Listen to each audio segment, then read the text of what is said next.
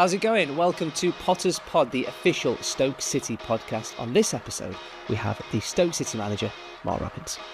Mark, thank you very much for coming on the podcast. I've got to start with a question which turns out to be the first question I seem to ask all of the guests. Do you listen to many podcasts?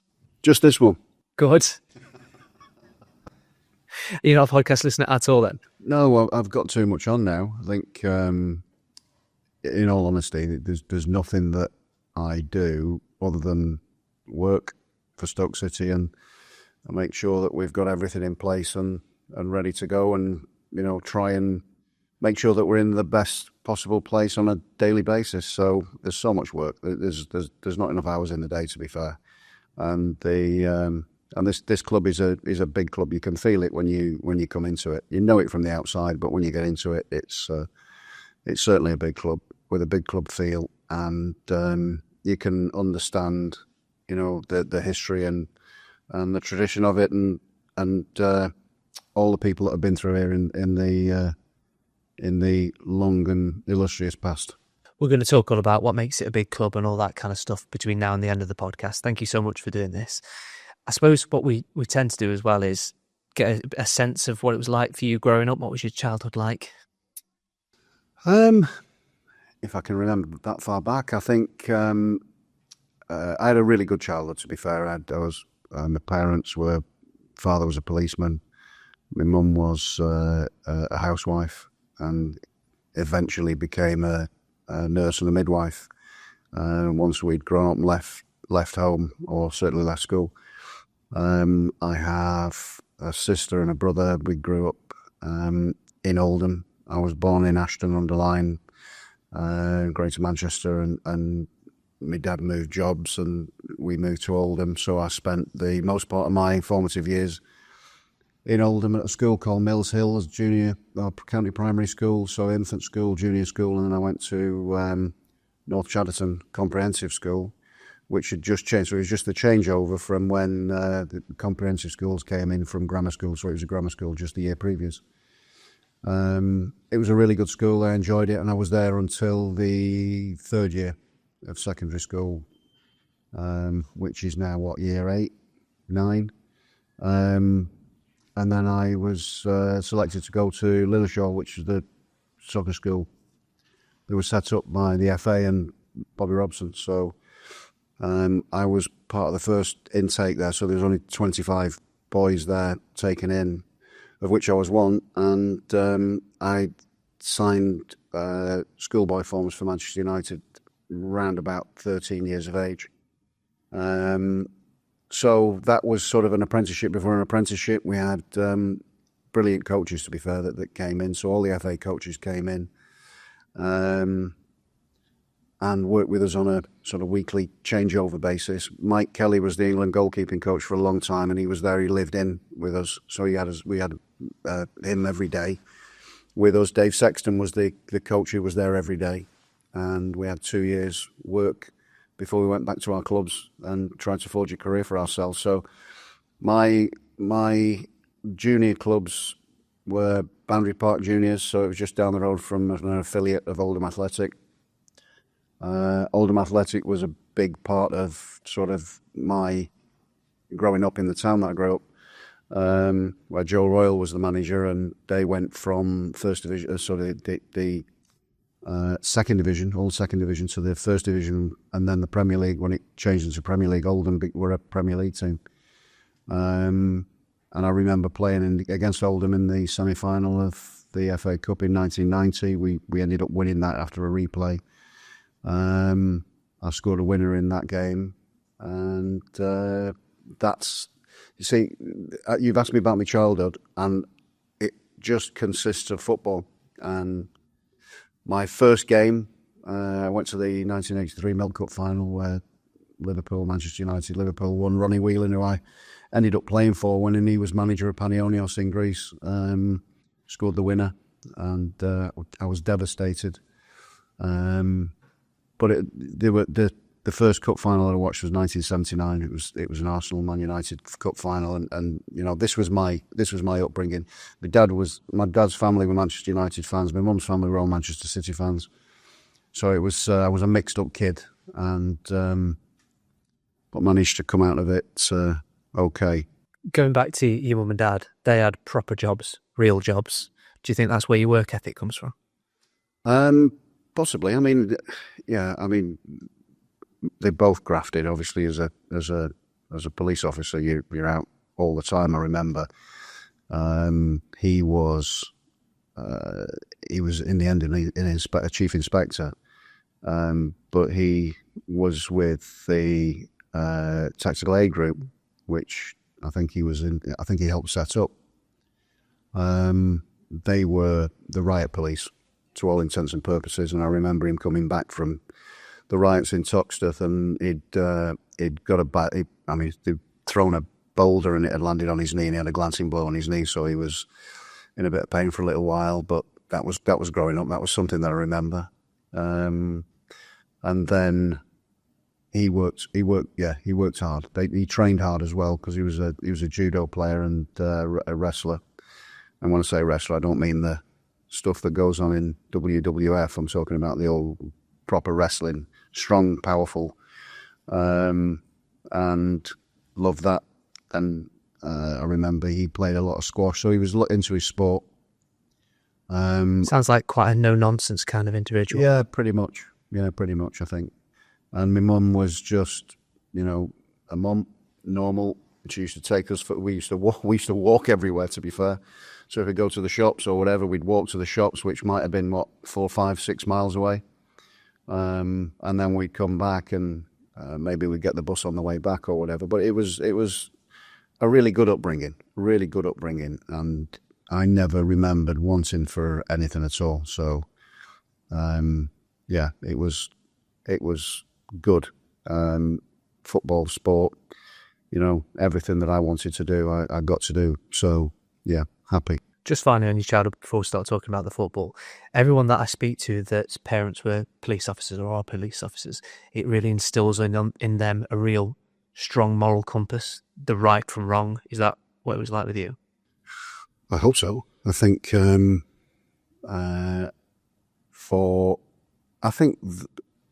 my father mentioned he was a judo player. He had a Japanese instructor that he thought really highly of. I mean, really highly of. And the discipline that instilled into him would have obviously been passed down through, because he became our football coach for the team, and he was pretty good, in terms of that young age coming through and getting to the point that I went off to Lillishall. So, yeah, I've got them to thank, that's for sure. And it's the sort of upbringing that my dad had. We had 7 sisters and brothers, and I think I'm right in saying he was probably the 3rd oldest.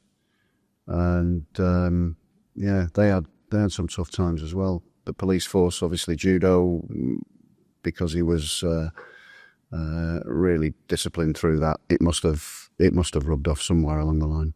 The problem I've got with you, and it's a significant one, is the fact that there's too much to talk about, because obviously you were a very good player, very good manager, and all the stuff in between. We'll have to do 2 lots, yeah. So I hope you don't mind. We might find ourselves flitting around, but just stick with me. I want to talk about going to Man United. You mentioned family, half of them big Manchester United fans. You look at the team that you went into that first dressing room, McClare, Hughes, Whiteside, Robson. These are massive, massive names. We hear about people being intimidated going into dressing rooms now. What was that like? And I appreciate we've jumped forward. Yeah, absolutely. McClare came later, but he was still there pretty soon. And it's my time there. My first memory of going to the Cliff was when I was 13 or 14. And I walked in, and I can't remember what time it was, but I remember walking into the double doors at the front and opened the door up, and there was, as you walked in, there was a foyer, and there was a payphone on the left-hand side, and then there was some stairs going down to the dressing room. So there was the youth team dressing room there. There was the reserve team dressing room at the bottom end on the right-hand side, and the first team dressing room on the left-hand side. And if you go upstairs, it was where the office spaces were, the physio rooms, the canteen, and manager's office, coaches' rooms. And in front of me, sat on the stairs with a towel around his waist and a robe on, was Gordon McQueen having a cigarette and Lou Macari on the phone to his bookie. It was a real baptism. I think that's my first memory of it. Whether they would have remembered or whether Lou remembers, I don't know. But it's a vivid memory for me. And that was one of the first times Alex Ferguson wasn't there yet. It was Ron Atkinson who was the manager.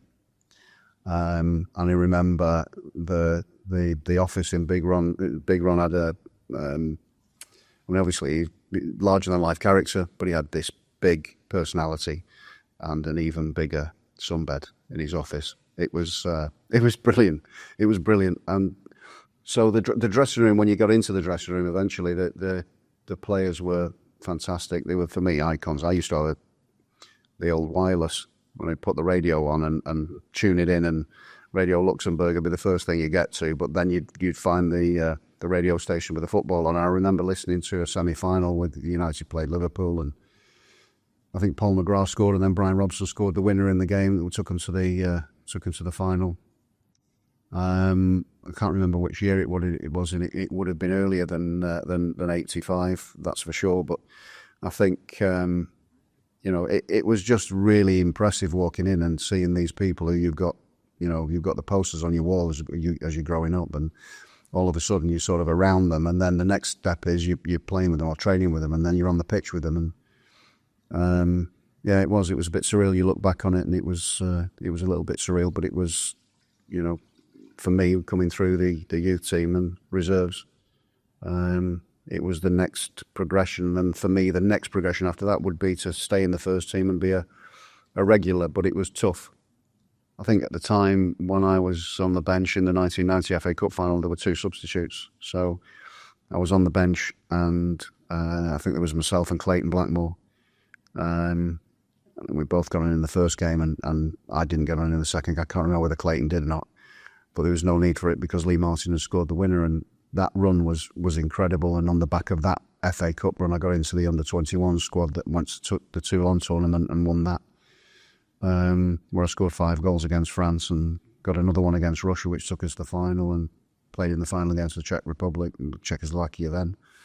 And we won that. Got the leading goal scorer in the tournament. It was brilliant. It was a great time. 1990, I was 20 years of age, and only just 20 years of age, or halfway through the year. But it was an incredible time. What was it like being the bright young thing at United? Because you won the award, didn't you, for the best young player? What was it like? What do you think you would have been like to be around? I thought it was. It was a different time. It was brilliant. We had the independent music that was out in Manchester with all the independent bands, and it was really, really good time in Manchester. I was young. I didn't go in for that scene, to be fair. So I was again boring and liked the football and wanted to maintain that discipline if I could. And it was, we had a tough taskmaster with our youth team coach. He was a fella called Eric Harrison, who was a brilliant coach. He was from Yorkshire. He was hard as nails, and made sure that you knew it. Times were different. It was really different, and they knew that you needed to have a real tough upbringing for you to be able to make it. Because even in those days, they knew what it takes, even in a dressing room, because the dressing rooms were a tough place to be. Really difficult environment at times, but they knew that you needed that, that tough steely upbringing to help you through and forge a career for yourself in the game, which is really difficult nowadays. It was really tough in those days as well. I was coming back from an away match the other day, and the person I was with, Mark, he says, "Can you ask him, what do you think Mark Robins, the manager, would have thought of Mark Robins, the young striker?" Well, I would have definitely thought that I was a good goal scorer. I could score goals. I knew how to score goals and find space. And what I wasn't is I wasn't lightning quick. I was sharp around the box, and I could run all day, but not at very, very fast speed. Having said that, I think the game was totally different in those days. I would have loved to have played now. So the manager now, seeing how I played then, I would have been a lot better and a lot more positive, I think, rather than back in the era that I played.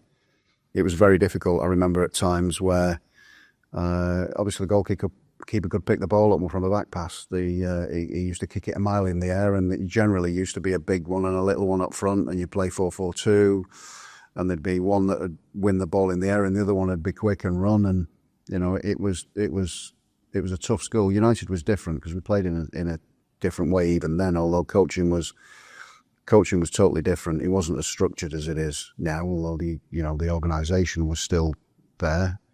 There wasn't any real need for too much of it. So put the bibs out, you're in this team. The teams are even. For a lot of five-a-sides, a lot of shooting, a lot of crossing and finishing competitions that we do. 11v11s on the pitch at Old Trafford. Some skill work where there'd be some competitive games where you'd have to try and beat each other and things like that. With the youth team, we'd do phases of play, and it'd go through the different types of movements for strikers, and obviously on the back of that, the defensive movements that they'd need as a line, and where they could move the line. So those are the fundamental bits to playing for Manchester United. But you already done the groundwork at Lilleshall, so that was a good learning experience. But I got the movements really quickly, and then was able to sort of work out how to get myself into positions where I can lose people, because I'm 5'8", and the defenders you're playing against are 6'4", invariably can kick through the back of you, and there's no problem if I ran past him and just to get an elbow in the nose, which is why I look like I do now. It was a tough school, really tough school, and but it was enjoyable. I don't regret anything that I've done in my career, and really it was good all the way through. It would have been around that time that you spent probably a little bit later, that you used to room with Viv Anderson. I did, yeah. And now, of course, yeah, he used to tell me, got to get his newspaper, iron his newspaper, and put his pipe and slippers out. And Viv was really good. Apart from when I just mentioned about when defenders could come right through the back of you, and I was in front of the defender, and he was a really, really tough defender. Alan MacDonald used to play for QPR. He's passed away now, and he used to be a really difficult person to play against. And I remember being in front of him, and Viv rolled a pass into me, and I'm thinking, come on, Viv. I knew what was coming, and I wasn't disappointed. He kicked right through the back of me, and then your legs go up in the air and you land on your shoulders. And it just takes the wind out of you. And I just remember saying thanks to him for it. But Viv was brilliant. You look back on it, and these are the privileged times, rooming with people like Viv, and there were others as well, obviously, that over the years, people that you respect and have a real understanding of what their journeys were as well, because Viv's wasn't easy, but had a magnificent career, magnificent. Have you spoken to him about Freddy? Or have you spoken to Freddy about Viv? I've spoken to Freddy, asked him how his dad was, and Viv had sent me a message when I came in saying that he would see me around regularly. So I look forward to bumping into him. I know I bumped into him a few years ago, but he keeps in touch sort of intermittently. He's a good guy. Can we get an iron newspaper for him for when he comes to Bet365? You can. I'm not ironing it. Okay, I'll do it. We'll do it for a social absolutely, media picture. Let's do it. And again, I apologise. You've done so much. We need to keep flipping around. But you obviously left Old Trafford and you went to Norwich. Now, there's obviously many fantastic things that happen at Norwich, but the big one is, of course, Bayern Munich. You got injured in that match fairly early on. Is it quite strange? Because when you speak to people about that match, everyone will look back on it so fondly, but obviously you were out for a long time because of knee ligament injury, wasn't it? 15 minutes in? I'd torn my cartilage, and it was... So this is something that ended up finishing my career in the end. So I was 23 years of age, and I'd gone up for a header in the middle of the pitch with Jan Wouters, and he'd made a back, which means he'd gone over, and I couldn't sort of get any leverage. I couldn't do anything, and I landed with my weight right through my knee, and it went. I felt it tear. So I knew I'd done something. It was really painful. Anyway, I carried on, tried to carry on. I was limping. And then the ball got played up to me, and I was being marked by Lothar Matthäus. So I'd gone up for a header, and he beat me in the air, and he knocked it straight down to Jerry Goss, who's just volleyed the best shot I've ever seen into, and it nearly took my head off into the goal. And really, that was the last involvement I had, because I had to come off shortly after that, and we'd got a player called Efan Akuku who we'd signed not long before, and Efan was brilliant. Really quick, different than me. He was 6'3", rapid, quick. And I can still see him in the yellow and green. Yeah, and he was a great lad. So I think he came on and took my place, and they went on and won 2-1. They went 2-0 up, and then ended up conceding a goal later on. And I was in the dressing room then. I couldn't move, so my knee had swollen up. So at that point, it was like a nightmare. I'd gone to bed. I was in real pain. Didn't celebrate with the lads. They came to try and get me up, and I said, I can't move. My knee's really sore, but go and have a good time. Anyway, they went off and had probably a brilliant night. I got to sleep, got on the plane, went back home the following day. Went to see the specialist not long after, and said I needed some surgery. So there was a torn cartilage, which I thought, right, okay, it's torn cartilage, and it was a flap. So they were going to take the bottom flap away. I'd do the rehabilitation. I'd be back in 4 to 6 weeks, something like that. So I did that, got to a point, and then we did recovery running up a hill. So we did incline runs in those days, and I got to a stage where where you put the weight of your body and the stress going through your knee. It was all right until a certain point and a certain bend. When I was running up the hill, or when I was running in general, I got low sit down in the chair, stand up in a chair.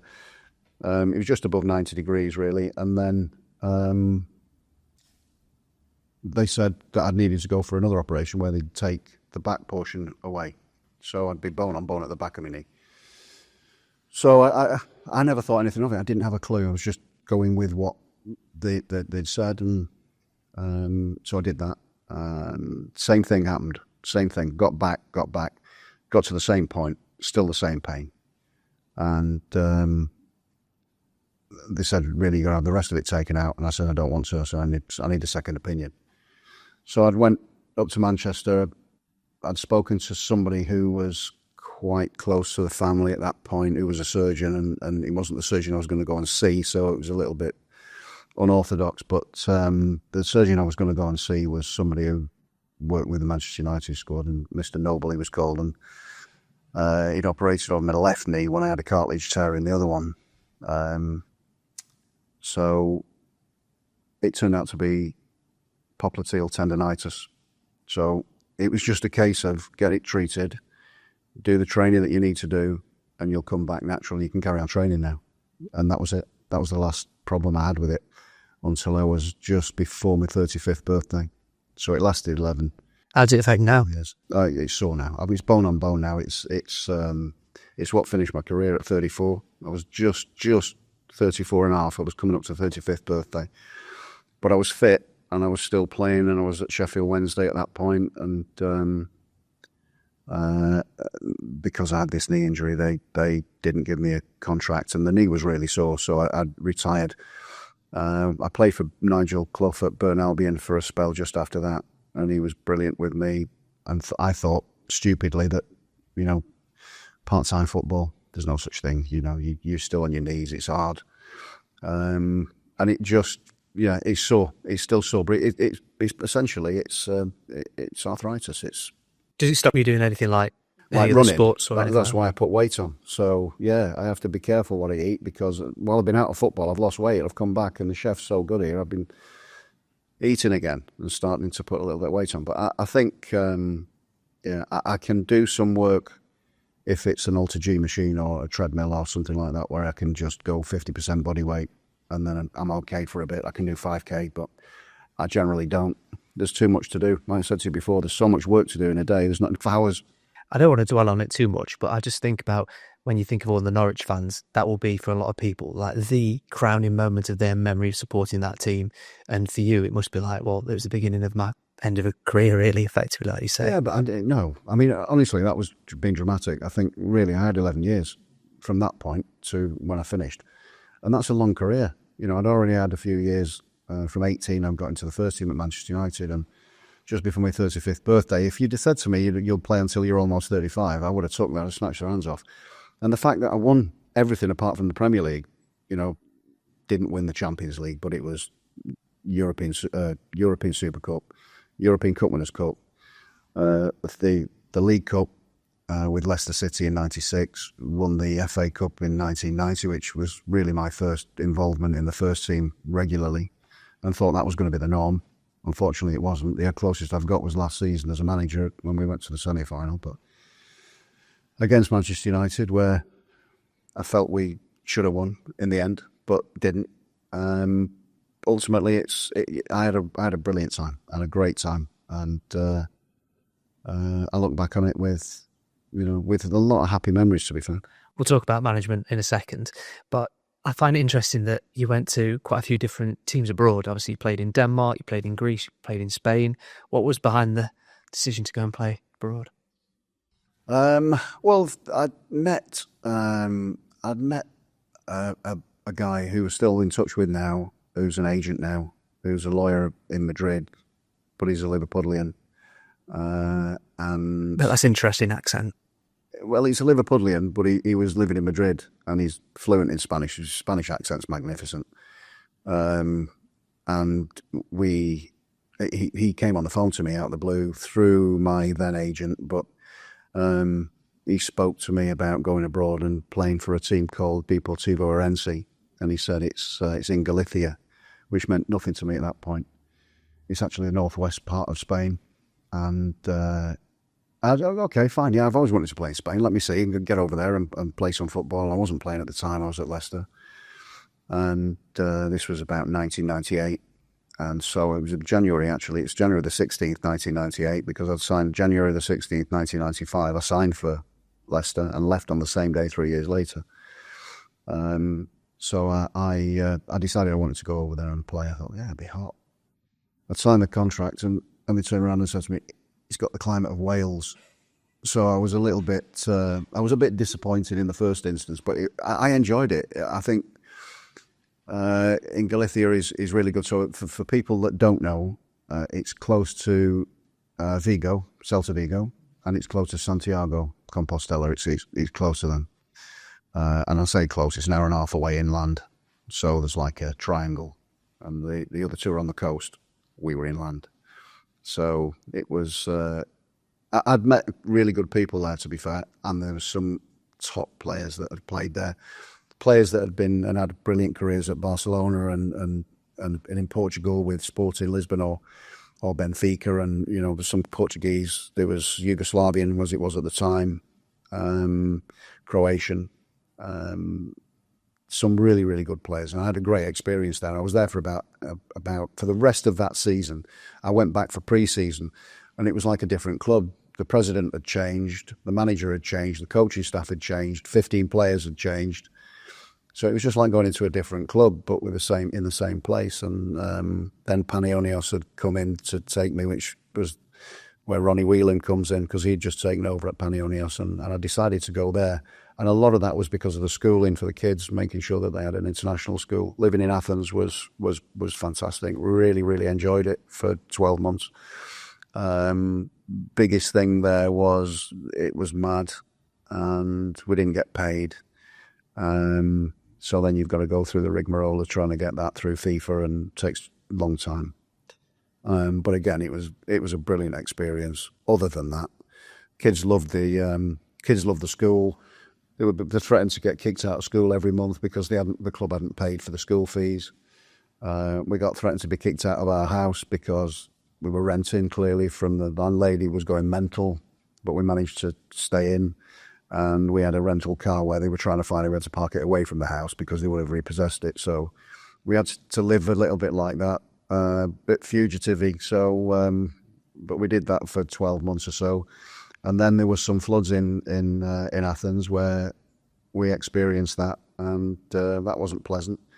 Car driving through the floods. The kids were at school. The school was on the old run. It was like on the runway, actually, at the old airport in Athens. That's gone now, the airport, and that's moved to the outskirts of the city. a brand new airport was built. But there was some really good, fun times to look back on, that's for sure. Did you ever fancy managing abroad? No,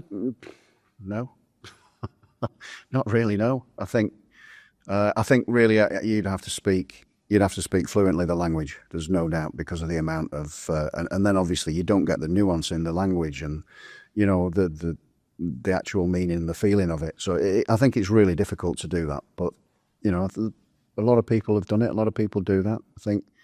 But it's difficult enough in your own language, that's for sure. I don't want to ask you the cliche question of what have you learned from the managers that you've played under, because you obviously played on some huge managers. What I want to ask you is, what would you not take from some of the managers that you've played under? Well, management and life has changed. So a lot of the things that went on when I was playing, you can't do. You just can't do. I think that, like I said, my time was brilliant. I enjoyed everything about it, and you can take good things from every one of the managers that I played with, and there's some things that you wouldn't necessarily do, but they do it for a reason. I think the biggest thing that I would take from it is just be authentic, just be you. You can't be anybody else. You can't try and be anybody else, and I think that is, I think that's one of the biggest things that you can do, because you don't know what you're going to be when you come into management. You don't know how you're going to react to certain situations, or if you can cope with the job. I think my first experience was a caretaker. I was asked to be a caretaker manager at Rotherham, and unfortunately Alan Nill had lost his job, and Nilly's a brilliant coach and a top person, and it was a difficult situation. I was ambitious, there's no doubt, but I wasn't ambitious to go and take somebody's job, and I was head of youth there at Rotherham, and I was the reserve team manager, and I had enough on my plate doing that, because that was a tough gig, really tough. I had some help from a lot of people, but it's nothing like it was now. There were Jenny and Alison were the two secretaries who job shared, so they were in and out. One was in, the other one wasn't. They just have a crossover period. And Steve Thornber was my he was the Centre of Excellence manager. And then there were the coaches, and there was the players, and apart from that, I was youth team coach or head of the youth. So I'd do that, and I'd be in on a Monday at 6 o'clock and drive them to the swimming pool, because they'd need a session, because they played Saturday, off Sunday, and then they'd have to work because they were at college on the Monday. So we'd be in the pool for an hour at 6 till 7, and I had to go and do some paperwork, and that would be the rest of my day off, and then I'd be back in on the Tuesday, Wednesday, Thursday, and then I'd be taking them to 21 games as well. So there was a baptism of fire, but you learn so much in that period. But I still didn't anticipate being a first team manager. I was asked to become the first team manager on a caretaker basis, and I did, and we planned for the game. The staff was still in post, so we did a little bit of work towards the game. It was Bradford City, and we won the game 5-1, and it was 4-1, but they had 3 goals disallowed. And this could have been so different, but we won 4-1. And the next game was, I think it was the following weekend. Anyway, I went to Port Vale, because we were playing Port Vale, and this is my second game, and it was a home game. And I watched them, and I remember thinking, I think we'll be okay. Lost 5-1.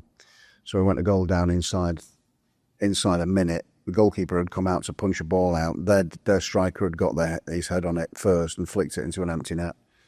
And you knew then it was going to be a long day, and it was. And then I'd got home, and I felt as bad as I'd ever felt at a football match.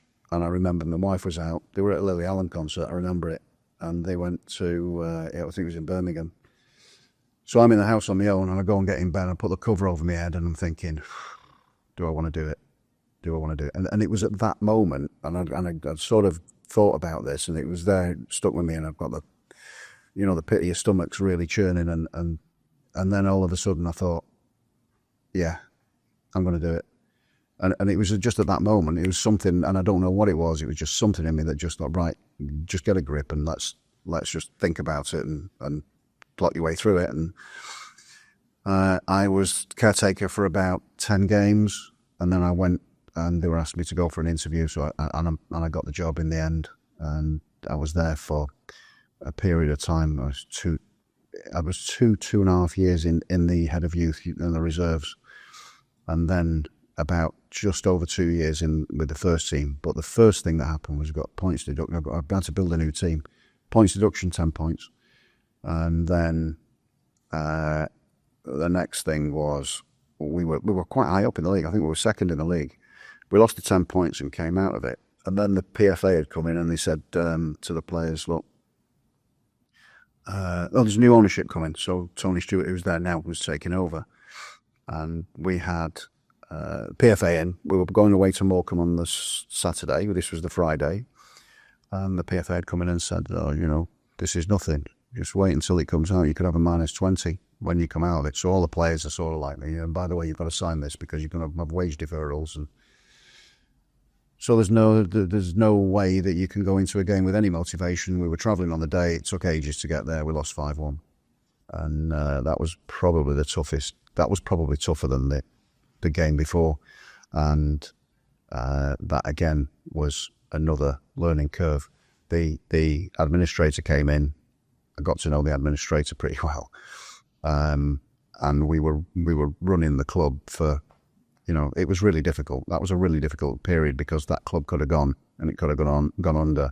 And the amount of help that we got from the community was incredible. And you just get a feel for communities and things. It's just unbelievable. So you put your heart and soul into it for that community, whatever you do, wherever you're working.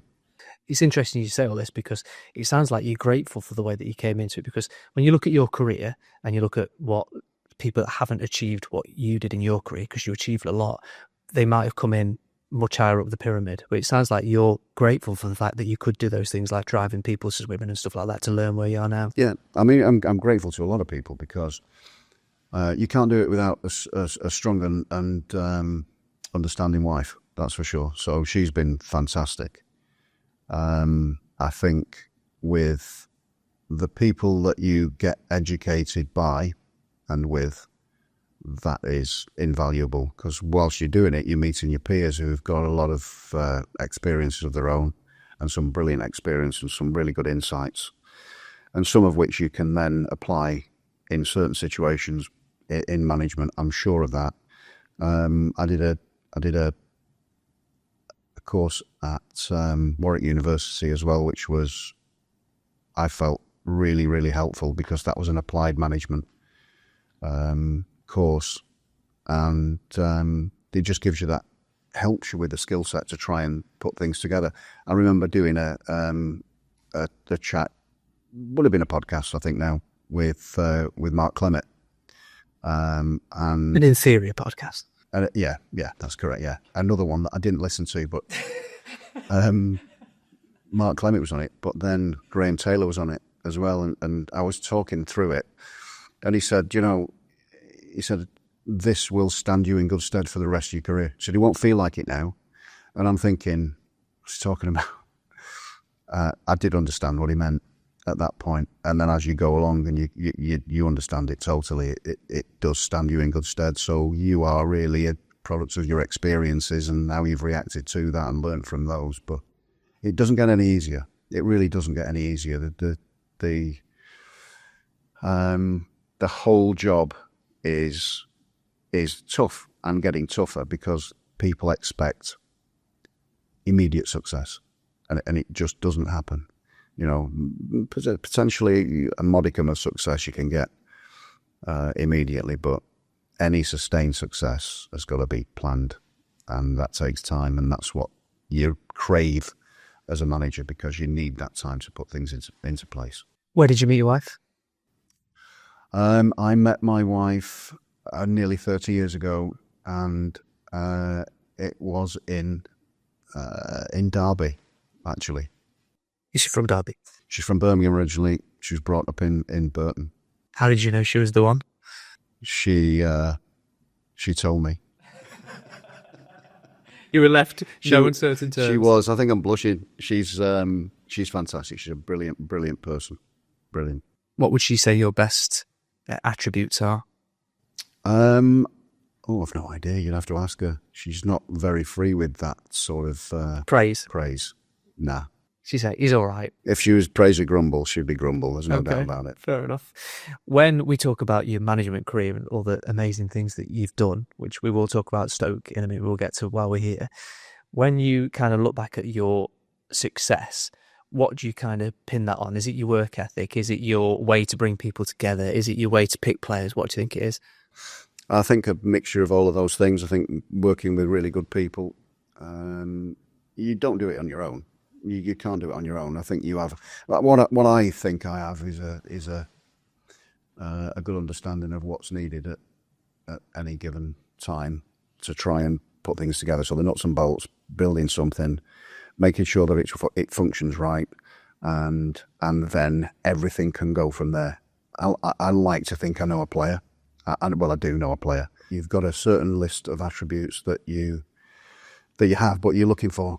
And sometimes you'll see something that stands out in somebody and it's so good that you've got a starting point, and then you've got to see something good in somebody, because that's what happens with everybody, and somebody saw that in me, and that's what gives you your chance. So you've got to do that, but you've got to earn it as well. You've got to work really hard to earn that opportunity. It's not just given. And that's what I do like, this work ethic with the players that we've got at Stoke City. I think the starting point is that they were really grafting when Ryan Shawcross was taking the team, and they've continued that for me for this last week or so. They've got to keep continuing that whilst we try and make things better in terms of in possession work, because that's fundamentally what's going to make us what I want us to be. What makes a great championship side? And the team that wins. But a team that wins has got to have some characteristics that, they've got to work hard. They've got to reflect their community. They've got to have that buy-in from their support base, fan base, and they've got to have some excitement. They've got to excite people. They've got to excite me. I don't want to stand on a touchline and watch boring football. I don't. What's boring football? It's just nothing happening. There's just nothing happening. Plymouth was frustrating. Last week was a little bit better.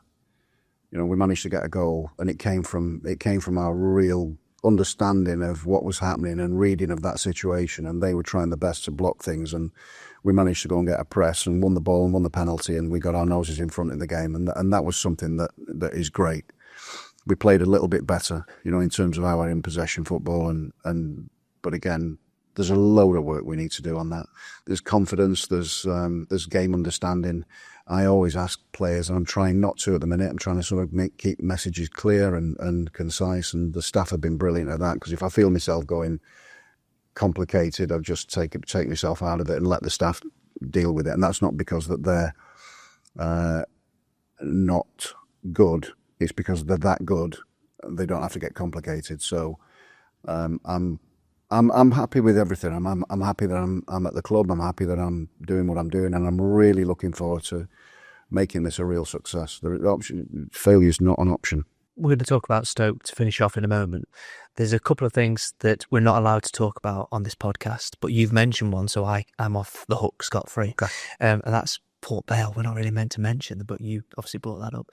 The ex-Port Vale... Thanks for that. Yeah, no, the ex-Port Vale striker Tom Pope, I don't know if you've seen this, put out a very nice tweet after you were hired about how you supported him when he was in the hospital. Have you seen this? I haven't seen it, but I remember it clearly. Tom had caught on the top of his foot, and he'd caught like a blood vessel. The blood was pumping out of his foot. So he was taken to the hospital. So I left. I'd gone back with the team, and then ended up getting home. It was the summer. It was early on in the season, so it was really warm. I can remember it. And then I'd driven back from home to make sure he was okay in the hospital. And he was fine, right as rain. It didn't take him long to get back, but I was worried about him because this image of the injury was just in playing over in mind. So, but he was okay. He was fine in the hospital, looked after. I spoke to several of your former players and several of your former teammates in preparation for this. And the one thing that kept coming back was direct. You don't leave any grey areas. And that's probably been a theme throughout your career. When has that really helped you?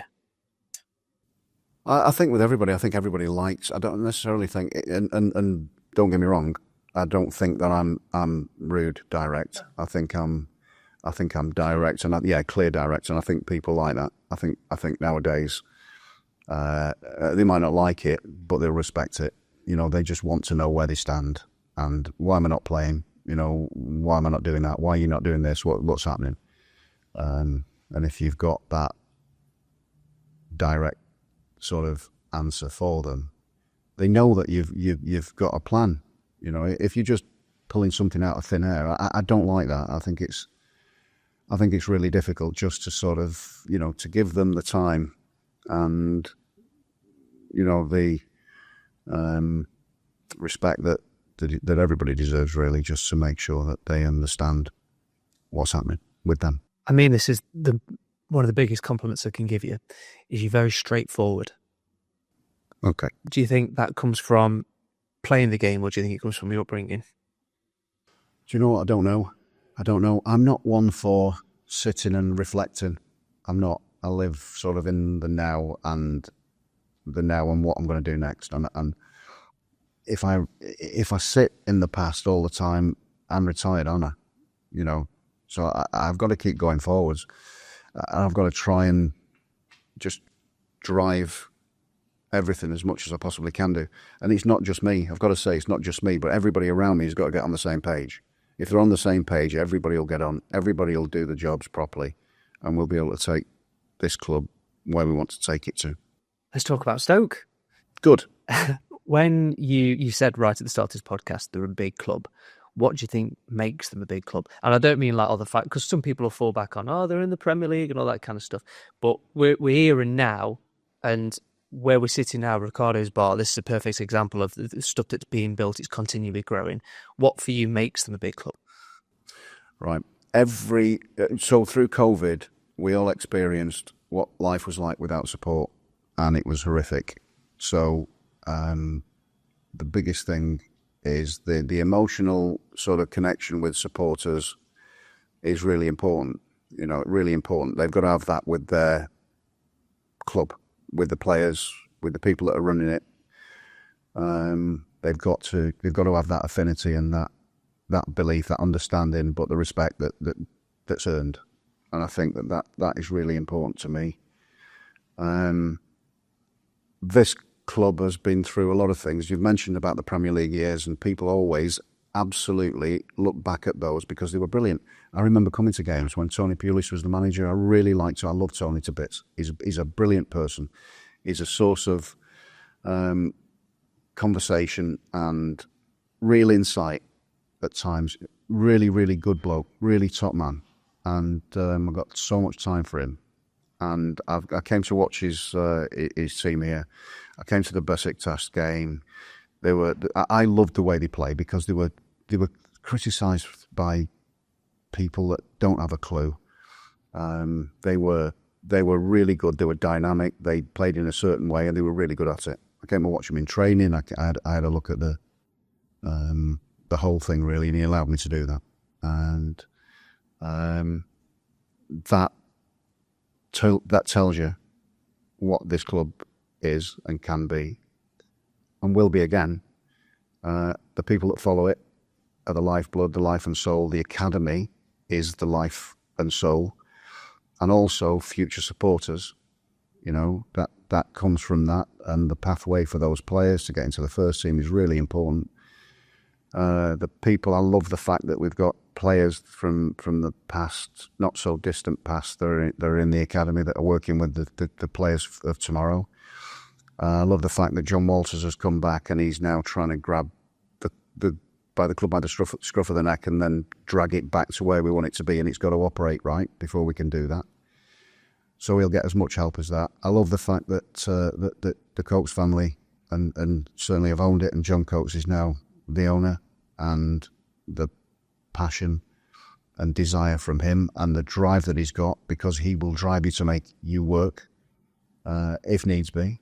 And I really love that, and the honesty of them. You know, good people, honest people, want the best for the club, want the best for the people of Stoke City supporters. Absolutely, 100% wants the best for. Will do whatever he can to make that happen, and we've got to try and help him do that. The club is a big club because of all of those things, because of the desire of everybody to make it successful. We've just got to make sure that everybody sticks together, and that was why I referred to the motto. You know, our united strength is stronger. It matters so much that is adhered to, and everybody's right behind it, because you can never do anything alone, and you need everybody pulling in the same direction.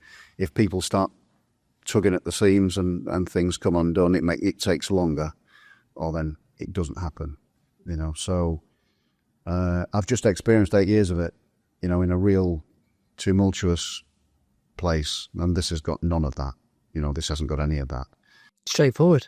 It was this. Yeah, this is more straightforward than any other job that I've had, but it is still quite complicated at the moment.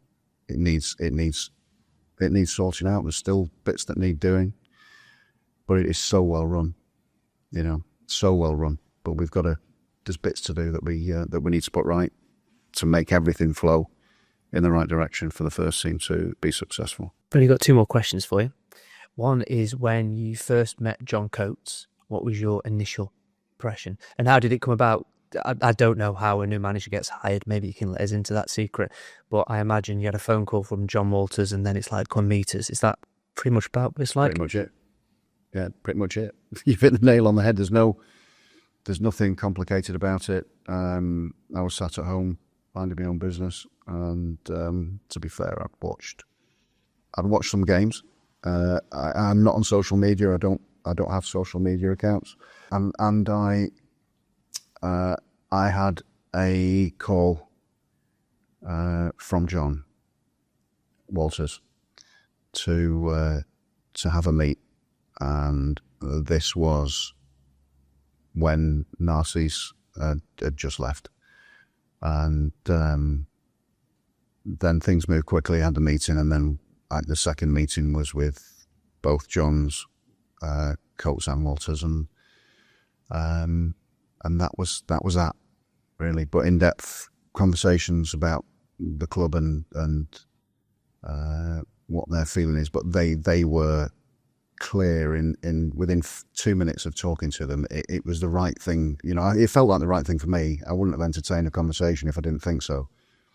But the fact that, you know, after meeting them, and I'm not saying I'm going to just cut people off, because I don't do that either. You know, I like to be respectful of everybody. But the 2 minutes that I had into that conversation, I knew that this was somewhere where I wanted to be.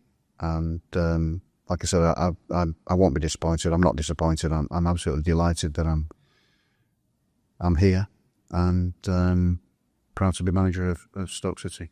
Anything surprised you since you've joined the club, in a good way or a bad way? I think that the answer to that is not really. Not really. There's nothing that I've just gone, well, I didn't expect that. But I generally take things in my stride anyway, you know, and if things need to be dealt with, they need to be dealt with, and we'll do that to the best of our ability. But I think everything's as I expected. Nothing too much. Apart from here is this is more sort of the podcast. I've never done one of these before at a football club that I've managed. That makes me feel like it's bigger. The interest in the football club is huge anyway. I know that. But being involved in things like this, the amount of media that I do here makes me feel like it's, you know, it's big and people really care. And that's obviously something that I really like. I really enjoy that, and I'm looking forward to trying to give them a lot of happy times. Thank you very much. Top man. Did you enjoy that? Yeah, it was good. Yeah, it was an hour. Yeah. Jesus, that went quick. Good. That's what. Leave that bit in. Leave that bit in.